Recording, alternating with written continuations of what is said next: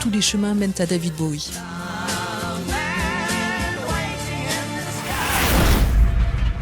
Alors Philippe, tu nous emmènes en voyage. Pourquoi le train? Pourquoi on est là?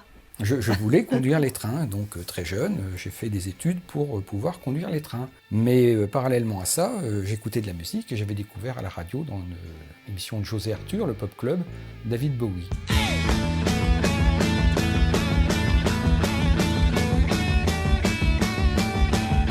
Donc j'ai dit, je ne veux pas être un simple fan, je veux rencontrer David Bowie. J'ai appris la photographie, j'ai harcelé les maisons de disques, et le premier rendez-vous a eu lieu dans une gare. Et ma première photo a été faite à la descente d'un train à Londres, dans une gare. Comme quoi, le train, on vient d'y arriver, mais c'est aussi un départ sur une nouvelle voie.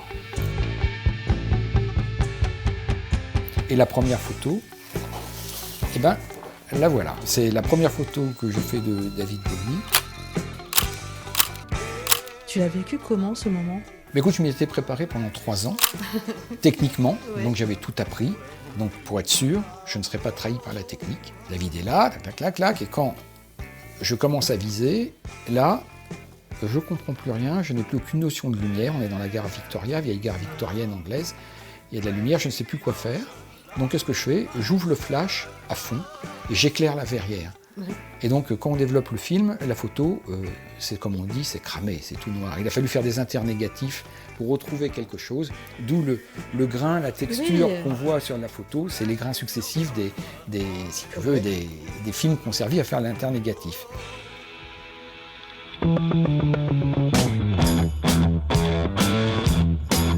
Quand tu as approché David Bowie, tu t'es senti comment? On ne mélange pas, chacun à sa place. Il est l'artiste et je suis le technicien. Oui. Et ça, c'était la règle. Donc, j'étais arrivé à ce que je voulais, j'en étais content, je me suis dit, j'ai de la chance. Et donc, ça me convenait, donc je suis resté, en tant que journaliste, un observateur. Qu'est-ce qui t'a plu, toi, chez David Bowie? D'une part, la musique, le personnage, parce que dans la France des années 70, qui était quand même assez grise, voir arriver cet homme en couleur, en paillettes, mais pas que lui, Iggy Pop, Lou Reed, tous les autres, même traverser la Manche, aller en Angleterre, c'était quelque chose, c'était un voyage, même si c'était à côté. Voilà alors aussi encore une autre photo de David Bowie, un portrait. Oui, elle est Alors, très connue, et c'est toi qui l'as faite. Mais oui. Alors pourquoi la moitié du visage? Parce que David Bowie disait toujours j'ai la moitié de mon cerveau qui fonctionne, l'autre qui est complètement morte. Donc on s'intéresse qu'à une. Alors un jour j'ai dit il n'y a pas de loi, on peut, puisqu'on cadre, on va recadrer, on coupe. Mais bon, mis à part David Bowie, et grâce à David Bowie, j'ai photographié aussi pas mal d'autres gens.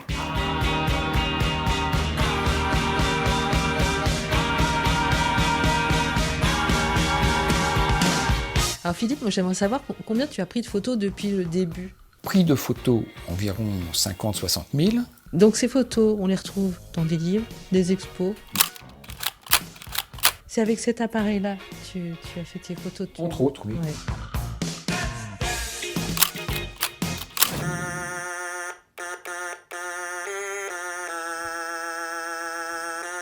Alors le stylophone, qu'est-ce que c'est? C'est un stylet et des notes. Et voilà comment David Bowie a composé Space Oddity.